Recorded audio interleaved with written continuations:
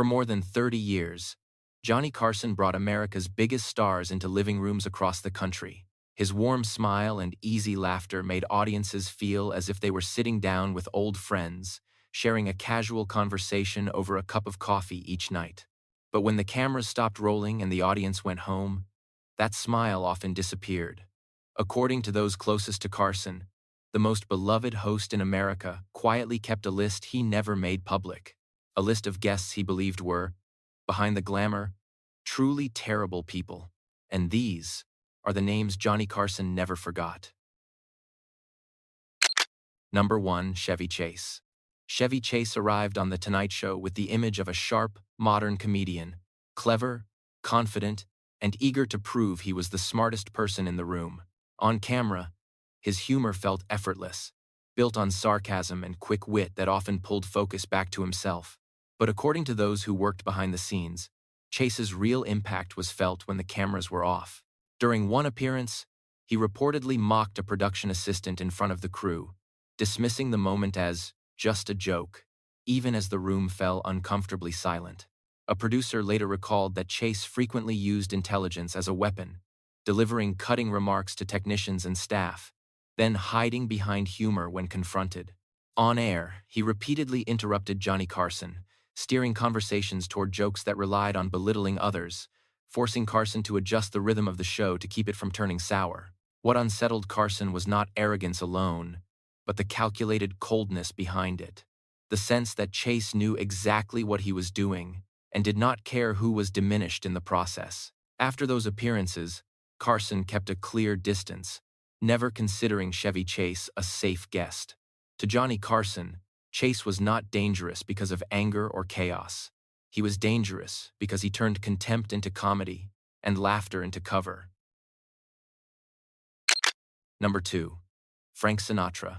Frank Sinatra stepped onto The Tonight Show wearing the familiar aura of a legend, elegant, confident, his low, measured voice belonging to a man who had conquered Hollywood long ago. On camera, he was still old blue eyes, the icon America adored.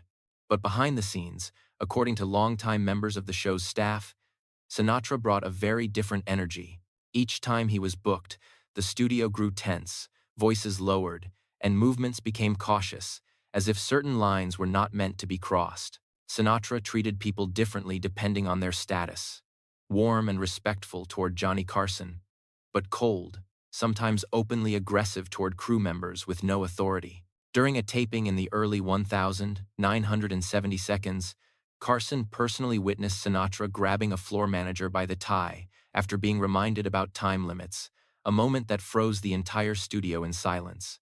Producers later recalled that Sinatra routinely ignored time cues, behaving as though the show's rules did not apply to him. The tension escalated further during a commercial break, when Sinatra reportedly made insulting remarks about the appearance of a young female staff member, prompting Carson to intervene, a rare move for a host known for restraint. What troubled Carson was not a temper flare, but Sinatra's use of fame as leverage, the unspoken threat that his status placed him above consequences. After that appearance, Carson quietly told his producers, "Limit Sinatra. Once a year is enough." To Johnny Carson, Frank Sinatra was not merely temperamental. He was a bully protected by legend, and that was why Carson chose distance, even if he never said so publicly. Number 3. Joan Crawford. Joan Crawford, the queen of classic Hollywood, arrived on The Tonight Show in 1970, wrapped in the image she had perfected for decades: flawless posture, a carefully measured smile, and the polished elegance of old Hollywood glamour. On camera, audiences saw exactly what they expected. But according to those who worked in the studio that night, Crawford's real personality emerged only when the cameras were off. She did not greet the crew, avoided conversation, and created a heavy, uncomfortable atmosphere the moment she stepped backstage. One producer later recalled that Crawford submitted a list of last-minute demands involving lighting, seating, and even room temperature, executed with obsessive precision.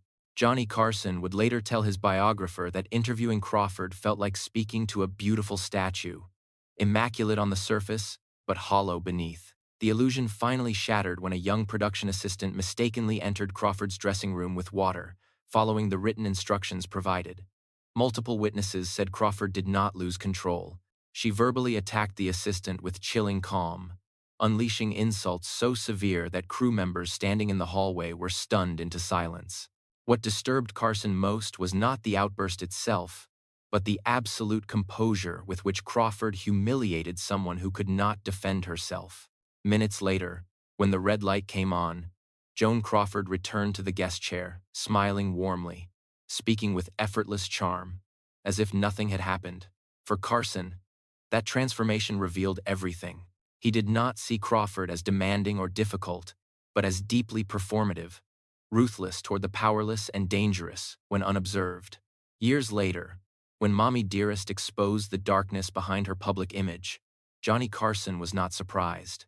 He believed he had seen Joan Crawford's true face during those few hours, long before the rest of the world was allowed to look. Number 4. Joan Rivers.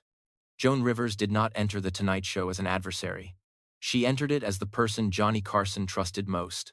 On camera, Rivers was razor-sharp and lightning-fast, one of the very few comedians who could match Carson beat for beat without missing a step. For years, she was not only a frequent guest, but the chosen substitute in Carson's chair whenever he was absent, a position everyone in Hollywood understood as a sign of succession. But according to those who worked on the show, that was precisely when the relationship began to fracture in silence. Rivers grew increasingly sensitive to power and position, watching closely for even the smallest shifts in how Carson and the producers treated her. The true breaking point came in 1986. While Johnny Carson still believed Joan Rivers was someone he could one day entrust with the show, Rivers quietly stepped outside that orbit. There was no private conversation, no warning.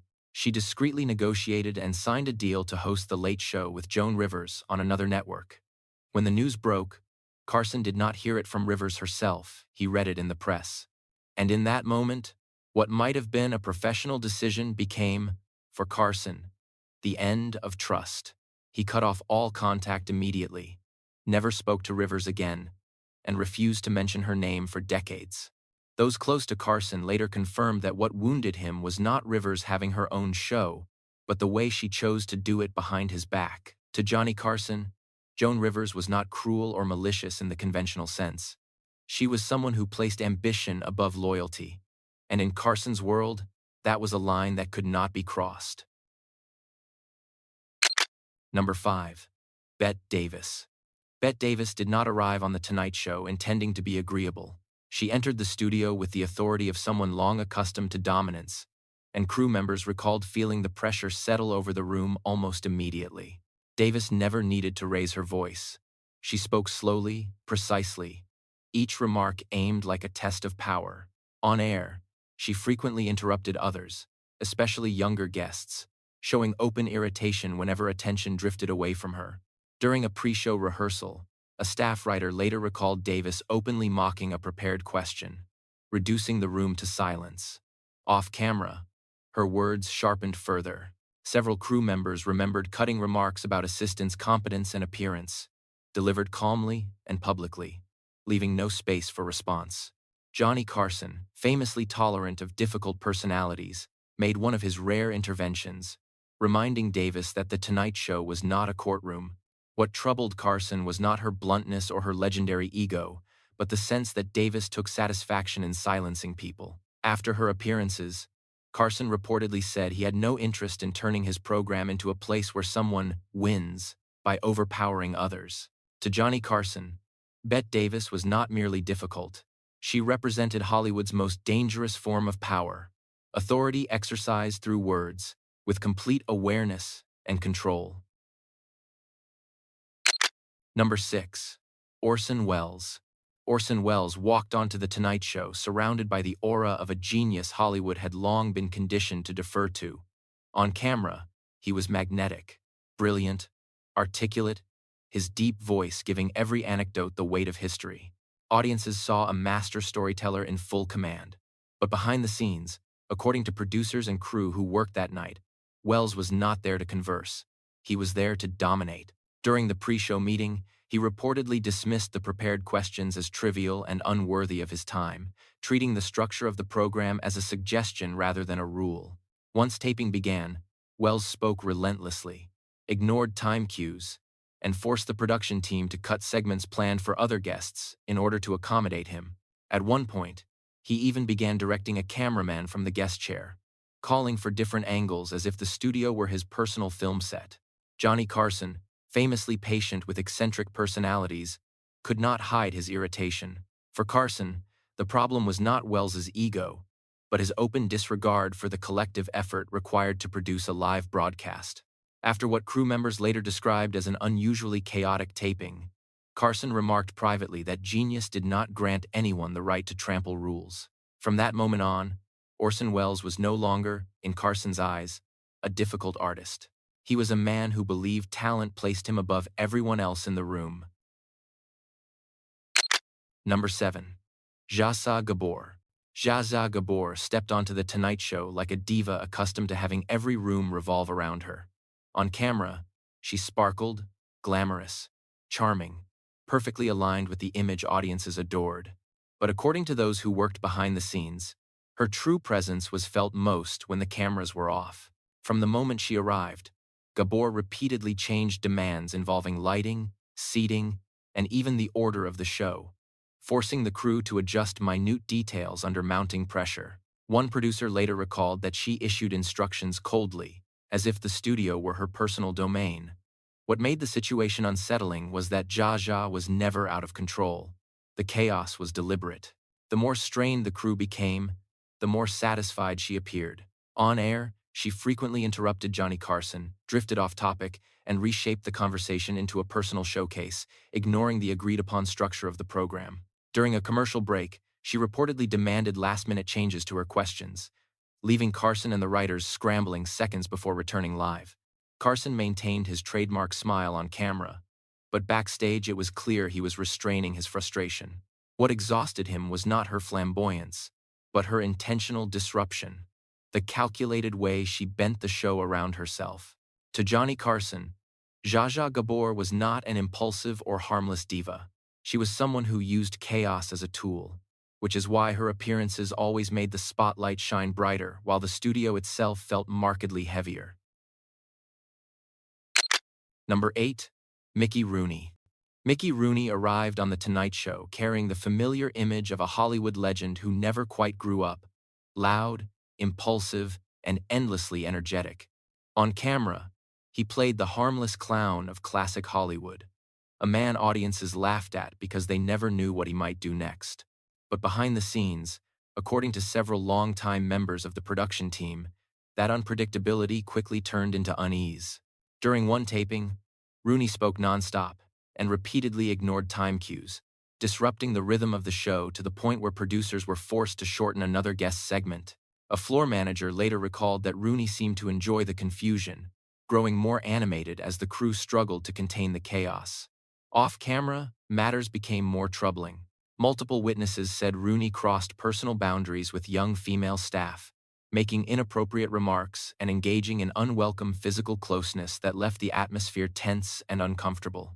Some staff members reportedly avoided being alone near him during commercial breaks. Johnny Carson observed all of this, quietly.